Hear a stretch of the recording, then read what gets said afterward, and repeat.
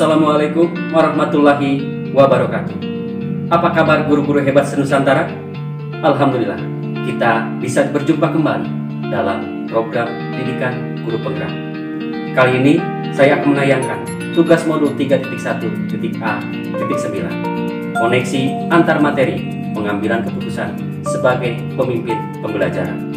Pada tayangan ini, saya akan menyajikan bagaimana keterkaitan antara materi-materi yang telah dipelajari dalam program pendidikan guru penggerak. Untuk lebih jelasnya, mari kita simak tayangan selanjutnya.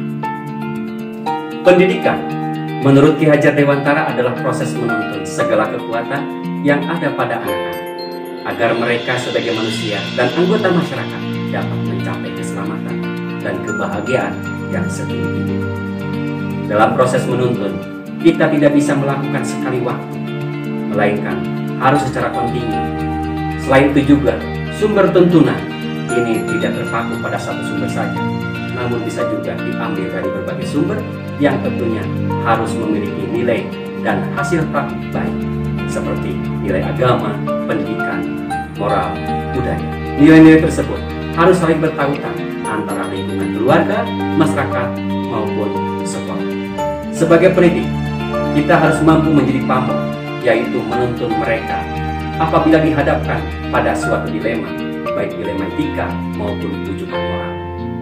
Tetap bisa mengedepankan prinsip kepemimpinan Ki Hajar Dewantara, agar keputusan yang diambil tetap memprioritaskan mereka pada kelebihan yang dimiliki.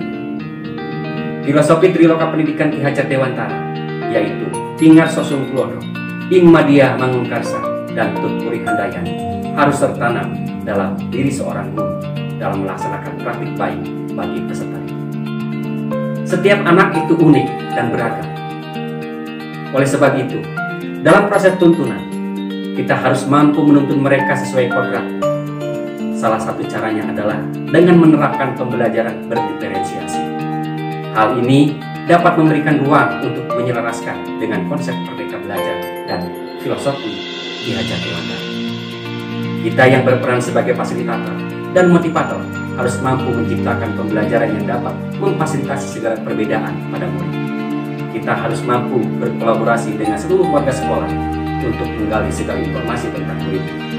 Selain itu, kita harus terus belajar dan berinovasi untuk menyajikan pembelajaran yang bermakna agar Triloka Pendidikan menurut Ki Hajar Dewantara dapat terwujud.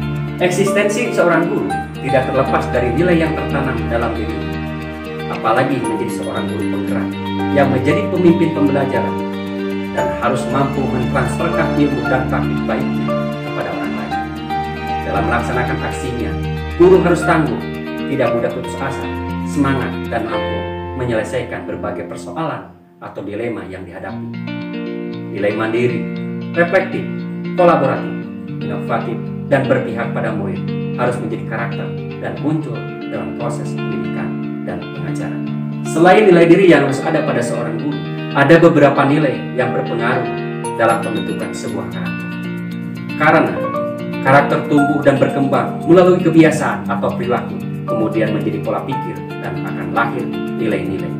Kemudian akan bermuara dalam pengalaman emosi dan pikiran diri dalam diri jiwa.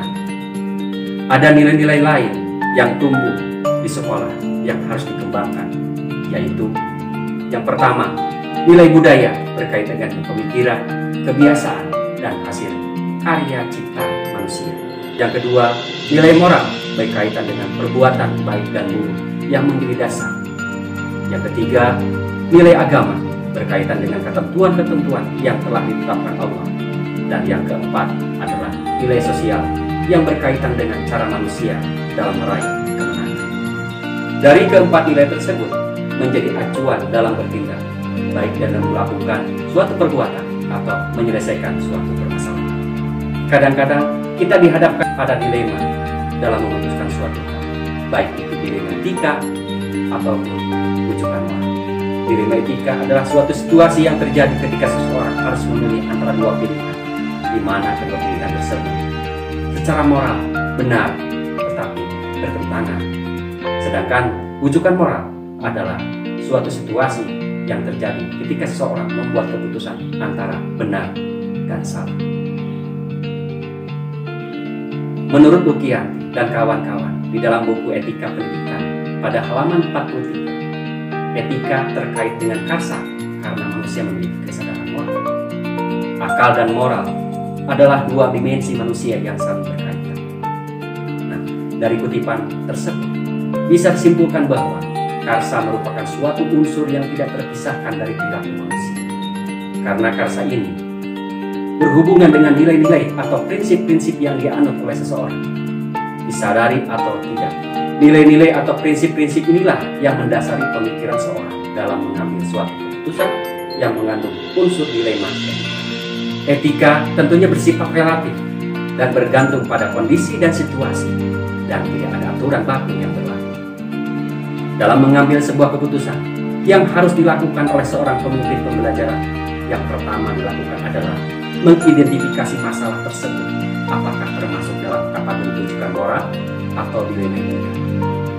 Suatu masalah dikatakan bujukan moral apabila masalah tersebut berhubungan dengan moral dan peraturan, norma yang berlaku, sedangkan dilema etika adalah suatu masalah akan ada nilai-nilai kebajikan mendasari yang bertentangan seperti cinta dan kasih sayang, kebenaran, keadilan, kebebasan, persatuan, toleransi, tanggung jawab, dan penghargaan akan hidup.